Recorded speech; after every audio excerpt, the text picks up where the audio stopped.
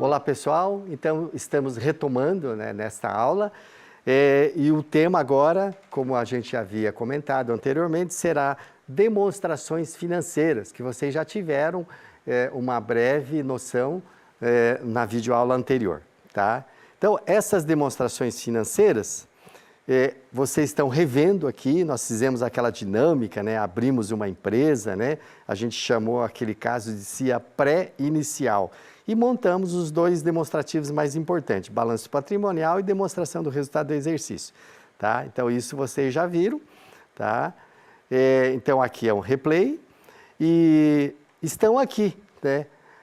O balanço patrimonial e a DRE já num formato de publicação, né?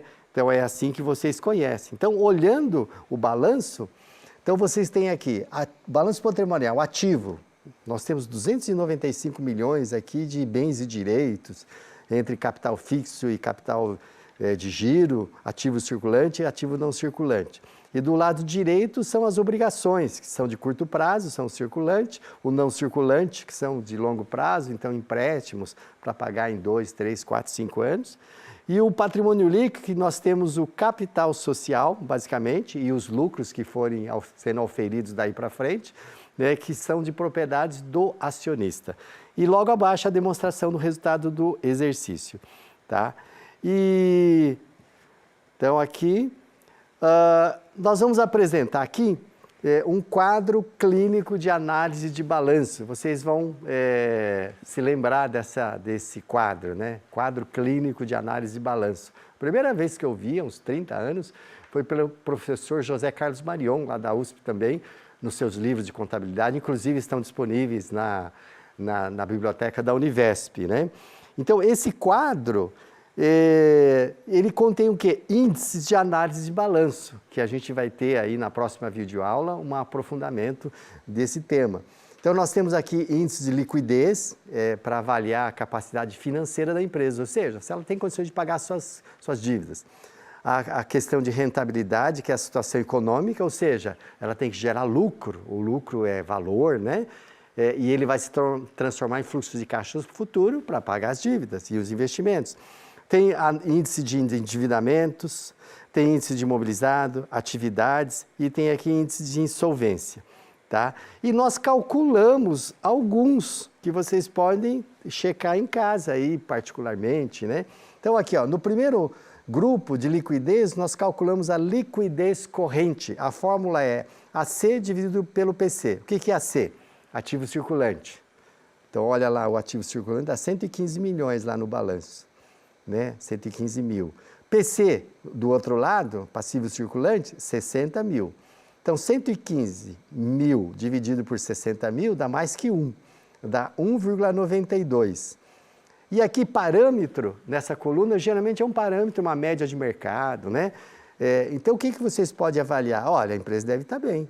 Então, o que significa 1,92? Significa que para cada R$1 de dívida que a empresa deve no curto prazo, ela tem recursos de curto prazo de 1,92. Então, como que está a situação financeira da empresa? Está ótima, está boa, tá bom? Então, vocês viram como é fácil avaliar a situação financeira da empresa? Né? Não sei se vocês chegaram a analisar o balanço da Americana, da Petrobras, da Apple, né? E aqui embaixo, vamos analisar aqui 3 índices de rentabilidade. Então, a margem de lucro, a fórmula é LL, é lucro líquido, dividido por vendas líquidas. Então, no caso aqui, 33%. O parâmetro de mercado é 30%. Então, isso é bom. O segundo índice aqui de rentabilidade é giro do ativo. A fórmula é vendas líquidas dividido por ativo.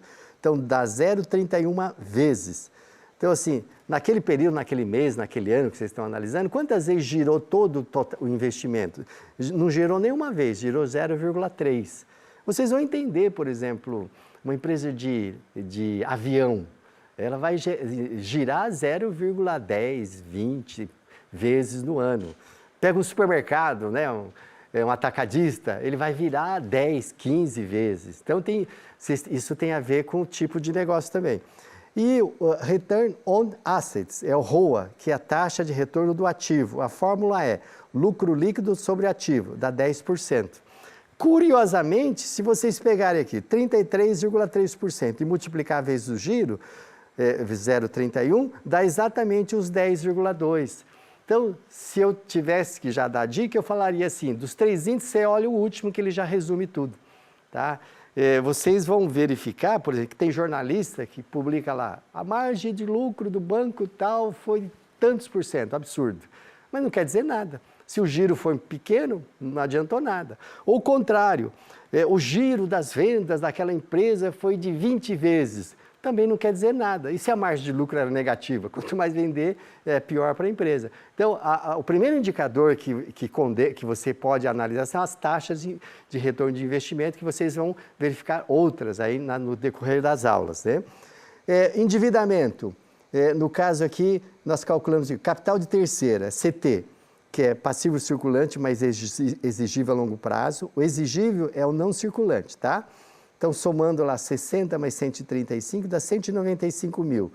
E dividido pelo total do ativo, que é 295, dá 66%. Então, o endividamento da empresa é 66%, 66,1%. E a média de mercado, 40%.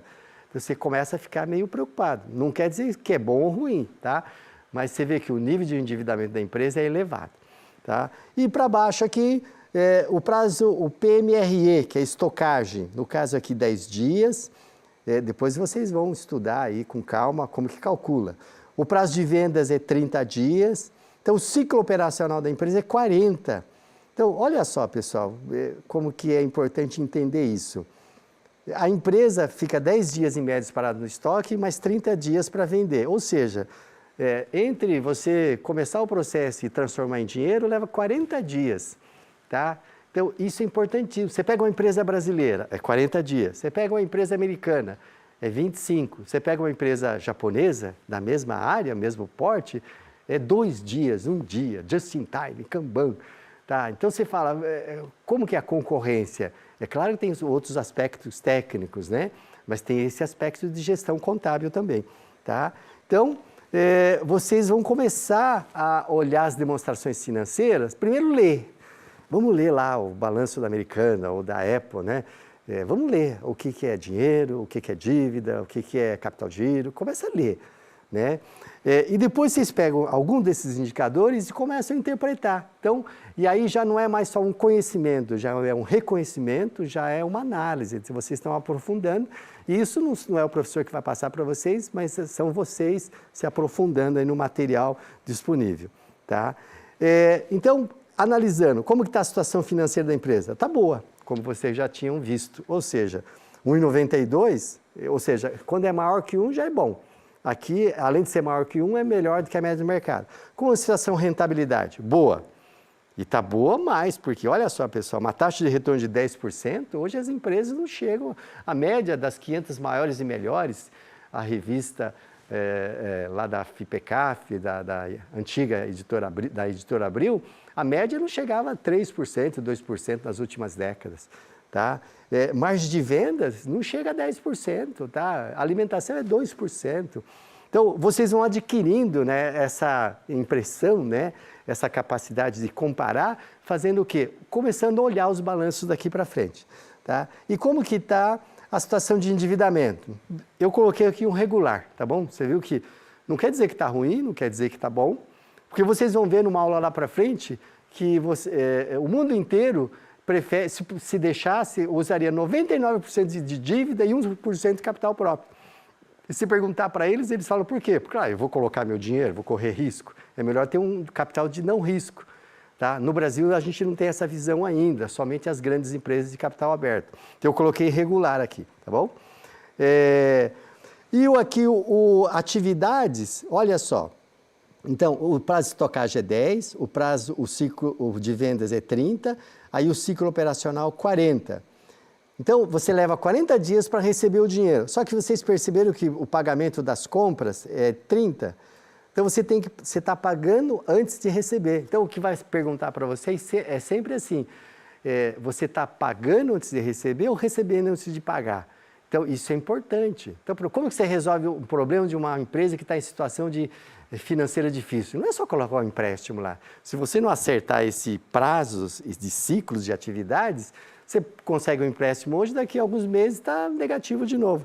Então, no nosso caso aqui, é 10 negativo, 10 desfavorável. Em alguns livros, ele muda o sinal. Mas o importante é vocês entenderem se é favorável ou desfavorável. No caso, é desfavorável. Então, aqui eu coloquei ruim, tá bom?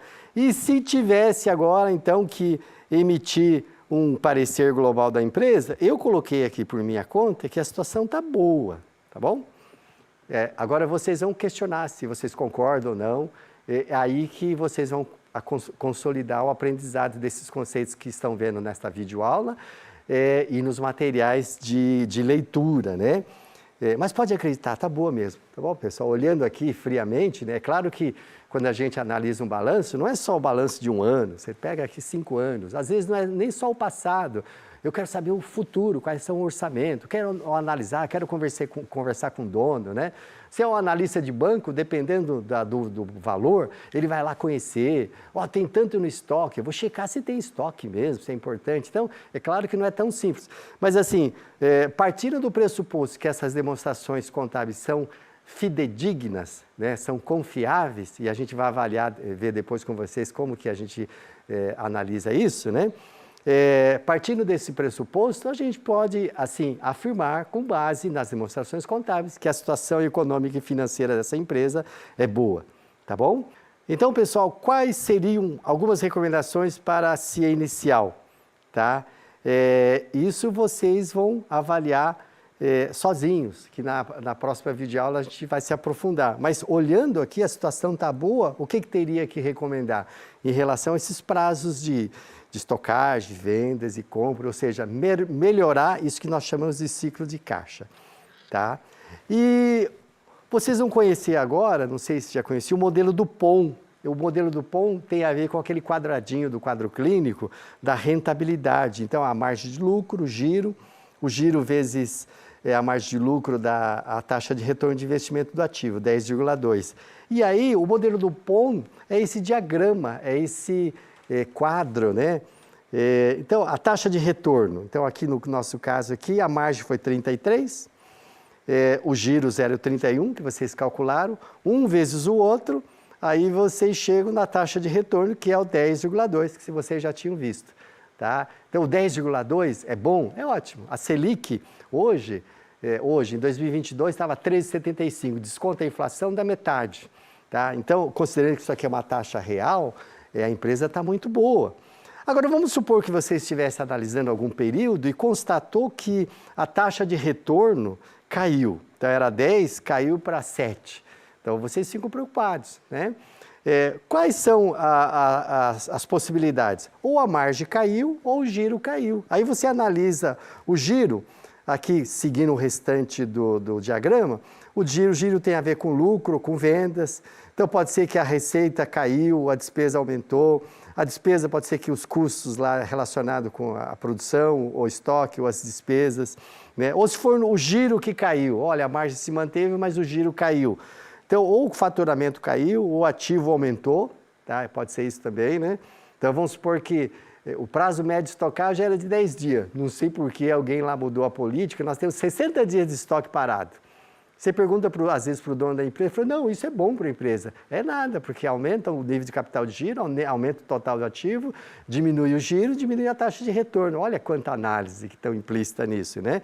Então, por isso que contabilidade, que vocês estão vendo, não é para o contador, né? São para todos os gestores da empresa. E aí você avalia. Então, esse é o modelo do POM. Por que se chama do POM, ninguém sabe, mas a empresa do POM, que tem mais de 200 anos, já utilizava isso, ok? Então, as empresas que se caracterizam pela margem, nós já tínhamos comentado, então, setores de navios, aviões, prédios, carros importados, então ela geralmente tem um giro baixo, menor do que 1, né? Mas, então ela tem que compensar isso na margem. Então ela cobra um pouquinho na margem para compensar o giro baixo, tá? E aqui tem empresas que se caracterizam pelo giro. Então aqui, ó, supermercados, atacadista, fast food, carros. Então, qual é a política dela? Baixa um pouquinho a margem, né? E aumenta o giro. Tá, agora, esse equilíbrio, qual é o ponto de equilíbrio ótimo? É a taxa de retorno de investimento. Tá? Então, esse é o modelo do POM. E se você pudesse, você escolheria, você vê que mesmo em setores específicos, por banco, você pega um Bradesco ou uma Caixa Econômica, às vezes privilegiam pessoas físicas, né? Você pega um banco, um Itaú, né? Mais para a empresa, eles privilegiam mais margem. Então, a Caixa Econômica é mais giro e o Itaú é mais margem. Então, se você tivesse que adotar como política, qual que você escolheria? Aí eu deixo para vocês refletirem, tá bom? O que é mais justo, né? Então, vocês podem discutir isso no fórum, né? O que seria melhor para o sócio, para a sociedade. Você perguntar para o sócio, ele vai falar, vou aumentar a margem, você trabalha menos e ganha mais, tem o que você quer. E se pensar mais na sociedade, não, vamos baixar mais a margem e a gente vende mais, tá? Então, aí é questão de estratégia empresarial e isso, ao longo do tempo, vocês vão verificar o que é melhor e o que é menor, tá? Nós comentamos com vocês que o Brasil adota as normas internacionais de contabilidade desde 2007, tiveram até 2010 para se ajustarem, né? E segundo essas normas internacionais, nós temos as demonstrações contábeis obrigatórias. Então, tem as duas mais importantes, o balanço patrimonial, demonstração do resultado. Depois tem uma demonstração das mutações do patrimônio líquido, que vocês vão ver um pouquinho. Tem uma demonstração de fluxo de caixa, na verdade é uma demonstração, que você pode fazer pelo modelo direto ou indireto, vocês vão ver aqui também um pouquinho de tudo isso. E por último, a demonstração do valor adicionado, que é uma novidade brasileira. Tá? O Brasil foi um dos poucos países que adotou, ela é uma norma internacional, mas adotou aqui no Brasil como obrigatória. Tem países que não dão bola para isso, é do valor adicionado. E complementarmente às demonstrações financeiras, nós temos aqui o relatório da administração. Se vocês pegarem um balanço publicado, tem lá, relatório da administração. Então, está escrito aqui, olha, o nosso ano foi tal, o próximo ano vai ser isso, a nossa estratégia, nossas dificuldades, né? As notas explicativas. Então, por exemplo, quando você coloca no balanço estoque, não precisa abrir o que você tem no estoque, você cria uma nota explicativa. Eu tenho matéria-prima, material de embalagem, produto semi-acabado, produto acabado, etc, etc, etc, né? Então, são as notas explicativas para explicar, detalhar o balanço. E o parecer de auditoria, que eu havia comentado com vocês. Se vocês forem fazer uma análise externa, do lado de fora, você não conhece a empresa, mas tem o balanço, e você precisa emitir um parecer, você vai colocar a sua assinatura e a sua opinião. Se não tiver um parecer de auditoria, nem dá o seu balanço, tá bom? Nem dá o parecer. Tá? Então, a primeira coisa que vai garantir a fidedignidade de um balanço das demonstrações contábeis é o parecer de auditoria. Tá? Então, vocês viram aqui o balanço patrimonial, né? Então, aquela CIA inicial que nós vimos lá no início, né? Que a gente simulou aquelas transações, tem o inicial e o final.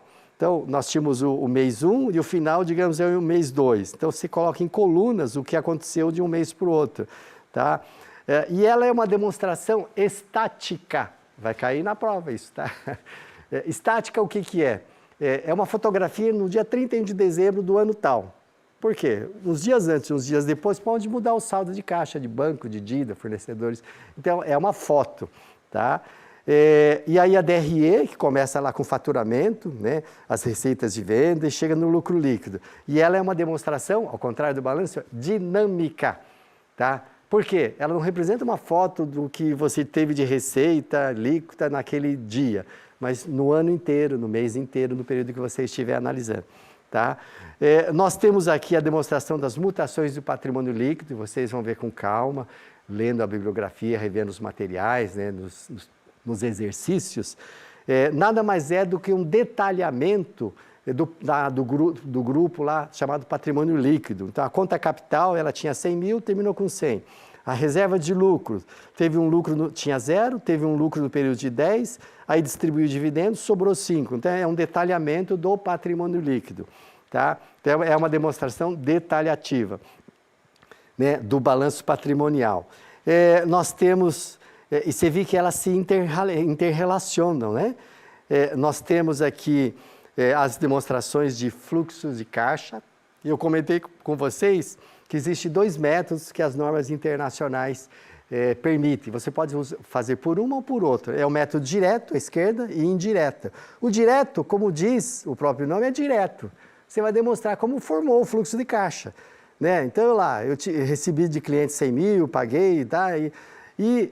De acordo com a classificação internacional, você divide essas transações em caixa operacional, ou também chamada geração de caixa operacional, caixa de investimentos, ou geração de caixa de investimento, geração de caixa de financiamento, aí a variação total, e aí mais o saldo inicial, você tem o saldo final. Então, se vocês olharem no balanço patrimonial, sai de 5 e chega em 20. Então, está demonstrado aqui. E o método indireto, não tente fazer sozinho, tá bom? Não, é brincadeira, vocês podem tentar também, é só computador que consegue. Como o ativo bate com o passivo, ele tem toda aquela logística, aquela interligação.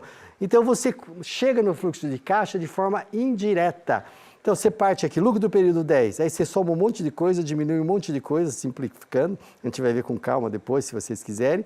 Aí chega nos mesmos saldos anteriores, ó, a variação total, 15.445, olha à esquerda, 15.445, e no final bate 20.445, tá? Eu brinquei com vocês, porque é difícil entender essa indireta. Primeira vez que eu vi, falei, deixa eu tentar fazer aqui. Eu sentei com o contador da Petrobras, a primeira vez, ele fez uma planilha com 280 colunas. Imagine para fechar aquela demonstração de fluxo de caixa, né? Foi difícil. E o método indireto, ele é útil, às vezes você vai fazer um valuation de uma empresa, não sei se algum de vocês já faz, a gente vai mostrar o que é isso com vocês também. Mas pelo indireto você ganha tempo, tá bom? Então é uma detalhativa, então você viu que detalhou. A demonstração do valor adicionado, ela é uma demonstração parecida com a DRE, só que a DRE ela mostra as receitas e quanto gerou de lucro. A DVA, ela é como se fosse demonstrar o PIB do país. Então aqui, o primeiro grupo, valor adicionado. Quanto que ela gerou de valor adicionado e embaixo, quanto que ela distribuiu de valor adicionado. Você viu que são os bate, né? É o mesmo valor? Então, o que a empresa gerou de valor adicionado? Então, ela pega o faturamento, exclui aqui. Por que ela exclui o custo da venda? Por exemplo, se ela vendeu uma mercadoria, o custo da venda é o preço da mercadoria. Então, quem gerou aquele valor agregado da mercadoria foi o fornecedor que vendeu. Então, para não somar em duplicidade, assim como o PIB faz, né? Excluir as duplicidades, ele exclui aqui também. Então, exclui essas coisas, chegou num valor adicionado de 60. E como que a empresa distribui o valor agregado? Essa empresa, no caso, olha só, ela distribuiu aqui 33% para funcionário, então você vê que ela tem uma importância social. Tem empresa que distribui 1% para funcionário. Para o governo foi 26%, bancos 23%, sócio, você vê menos que funcionário, e sobrou 9%, 5.445, lá guardado em reservas de lucros. Tá? Então, ela é uma DRE, uma demonstração de resultado, só que com cunho social. Tá? É uma demonstração aí que tem aí algumas décadas de existência e o Brasil já adota como obrigatório. Então, se vocês começarem a analisar as DVAs das empresas, vocês vão olhar, as duas têm o mesmo lucro, mas vocês vão verificar que uma é mais social do que outras. O que é mais importante para a economia, tá? Então, também é uma demonstração inovadora. E o Brasil foi o primeiro país a exigir, como a gente já havia comentado. Tá? Você viu a DRE? Ela parte das mesmas coisas, né? As mesmas contas aqui da DRE tem na DVA. Só que a DRE mostra o lucro, aqui mostra uma divisão do valor agregado, uma dimensão mais social. Tá? Pode fazer em gráfico também, muito interessante. Tá? E aí vocês poderão agora juntar tudo que vocês viram até a aula de hoje, né? Mais o quadro clínico, pegar essas demonstrações, né? Calcular não só aqueles indicadores que nós vimos com vocês, mas todos eles, né? As fórmulas estão aí, né? E aí vocês vão analisar, tá? Então, faça uma pré-análise da situação econômico-financeira da companhia inicial. Então, essa já é inicial, que são essas demonstrações que vocês viram, estão disponíveis, né? Calcule os indicadores, né? Escreva um parecer sobre a situação e algumas recomendações e consulte o material, tá bom? Tá? Então, isso é o que nós tínhamos para esta videoaula.